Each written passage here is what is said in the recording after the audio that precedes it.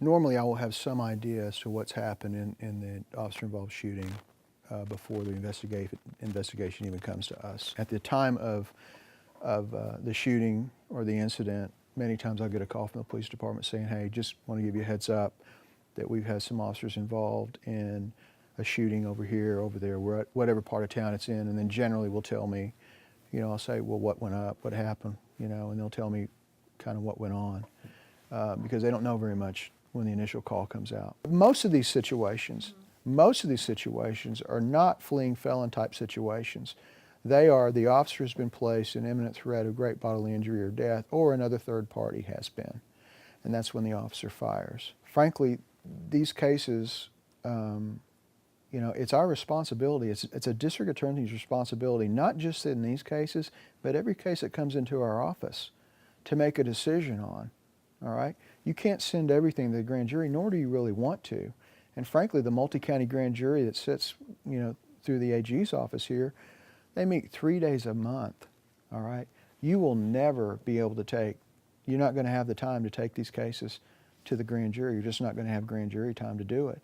But frankly, it's my responsibility to make those decisions just like in any other case in this jurisdiction. I charge a police officer with homicide. I've charged officers with assault and battery when the information's led to us to believe that they're guilty of assault and battery. So,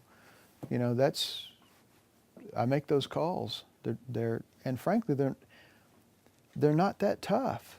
If someone's violated the law, that's just a decision that we've made. I don't treat people differently, whether it's a police officer or someone, a multi-convicted felon in any given case. They're going to be treated fairly as their set of facts is applied to the law. We take these cases, all of them exactly the same way, and that is we're going to look at this case, excuse me, and see what we've got based on the evidence, and the physical evidence at the scene, the witnesses, the officers' interview, whatever it may be. But none of them come in the door with me thinking, oh, this is a cut and dried case. We start from zero with every one of these cases and look at the evidence and see what we've got and what we don't have. We put police officers in a position where we're saying, hey, we want you to protect us. And the law also says you get to protect yourself as well.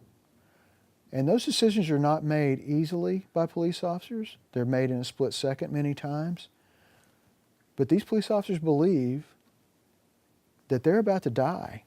That's not something anyone really wants to ever have to do, taking the life of another human being.